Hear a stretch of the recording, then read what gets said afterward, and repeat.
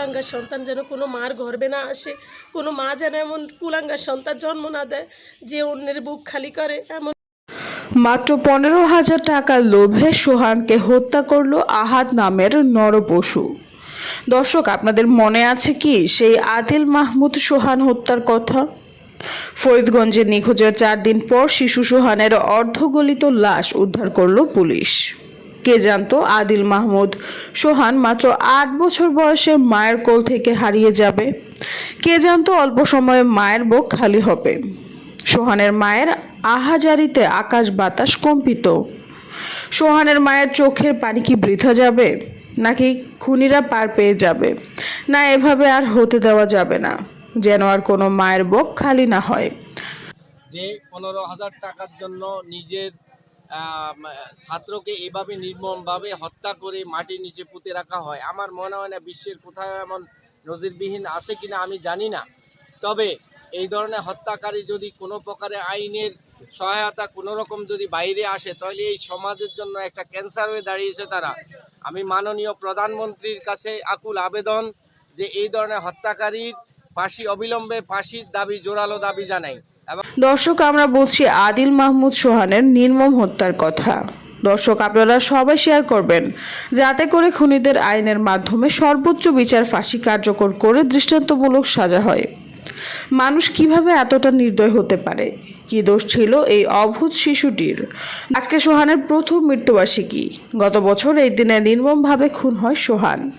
শুক্রবার 19 মে 2023 সালের চাঁদপুরের ফরিদগঞ্জ উপজেলার পৌর এলাকার রুদ্রগাঁও গ্রামের তালুকদার বাড়ির আদুরে বালি দিয়ে মাটি চাপা দিয়ে রাখেন তাহারি গৃহশিক্ষক আব্দুল আহাদ। যেন আমরা যেরকম শাস্তি চাই, অর্থাৎ ফাঁসি চাই, আল্লাহ তাআলা যেন ফাঁসি ব্যবস্থা করে দেয়। সর্বোচ্চ শাস্তি কামনা করেন। হ্যাঁ, আদিল মাহমুদ সোহানকে আপনি চিনতেন? হ্যাঁ, ও আমার ছাত্র, আমার পিছনে নামাজ পড়ছে, আমার পিছনে নামাজ পড়ে বাসা যাওয়ার সময় ঘটনা। অবশেষে স্বীকারোক্তিমূলক আব্দুল আহাদকে পুলিশ গ্রেফতার করেন। এইদিকে সোহানের পিতামাতা অনতিবিলম্বে আব্দুল আহাদের সর্বোচ্চ শাস্তি ফাঁসি কামনা করেন। জানা গেছে, রৌদ্রগাঁও গ্রামের তালুকদার বাড়ির মোহাম্মদ আনোয়ার ও ফাতেমা বেগম দম্পতির দ্বিতীয় সন্তান আদিল মাহমুদ সোহান গত সোমবার 15 মে সন্ধ্যায় বাড়ির পাশের মসজিদ থেকে মাগরিবের নামাজ শেষে বাড়ি ফেরার পথে নিখোঁজ হয়। পরদিন শিশুটির পরিবারের পক্ষ থেকে থানায় জিডি করা হয়।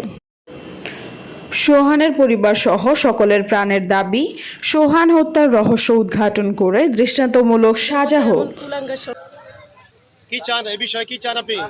হত্যার ফাঁসি চাই। আমরা আদিল মাহমুদ সোহান হত্যার বিচার চাই সঠিক তদন্তের মাধ্যমে, এবং যে হত্যাকারী আছে তাকে যেন দ্রুত ফাঁসি কার্যকর করা হয়। আমাদের এটাই দাবি। এটাই আমাদের দাবি, আদিল মাহমুদ সোহানের হত্যাকারীর জন্য দ্রুত ফাঁসি হয়। আপনার কি হয় আদিল মাহমুদ সোহান? আদিল মাহমুদ সোহান আমার ভাইয়ের ছেলে, আমাদের কলিগ, একসাথে আমরা চলাফেরা করি। একটা জি, আপনার বন্ধুর ছেলে। জি। দর্শক, দেখুন মানবতা আজ কোথায়। সে আজকে তার বন্ধুর ছেলে পরবারে চলে বন্ধু ছিল, ওর বন্ধু ছিল, একসাথে তো পড়ালেখা করতাম। আদিল মোহাম্মদ সোহানের হত্যার আদিল মোহাম্মদ সোহানের হত্যাকারী, আদিল মোহাম্মদ সোহানের হত্যাকারী টিভির মাধ্যমে লাইভে রয়েছি, সরাসরি লাইভে দেখতে রয়েছেন। ভিডিওটি আপনারা শেয়ার করেন, যাতে করে আদিল মাহমুদের, অর্থাৎ আদিল মাহমুদের সোহান, এই যে আদিল মাহমুদ সোহানের বাবা, তার পিতা আনোয়ার হোসেন, তার মা অসুস্থ। আজকে যখন 1 বছর হয়ে গেল, বরাবর 1 বছরের কারণে তারা শোকান্ত পরিবার, এই পরিবারটি আসলে বিচারের দাবিতে কেঁদে কেঁদে বেড়াচ্ছেন এবং বিভিন্ন জায়গায় ঘুরতেছেন। বর্তমানে জেলে রয়েছে ঘাতক। আজকে এলাকাবাসী সহ তার পরিবার সহ সবাই মিলে এই খুনির, অর্থাৎ যিনি খুন করছেন, ঘাতক খুনি আব্দুল আহাদের সর্বোচ্চ শাস্তি কামনার জন্য, সর্বোচ্চ শাস্তি আমরা কি চান? শাস্তি, ফাঁসির কামনার জন্য আজকে এই মানববন্ধনে হাজির হয়েছি আমরা সবাই। তাহলে আল্লাহ হাফেজ।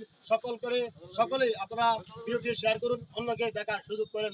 দর্শক, আদিল মাহমুদ সোহানের আলোচিত এরকম ঘটনা আর দ্বিতীয় ঘটে নাই, যাতে করে এই ধরনের ঘটনা দ্বিতীয়বার না ঘটতে পারে, সেই জন্য আইনের প্রতি আমরা সর্বোচ্চ বিচার দাবি কামনা করি। মানবতার টিভি কথা বলে দেশ ও জনতার।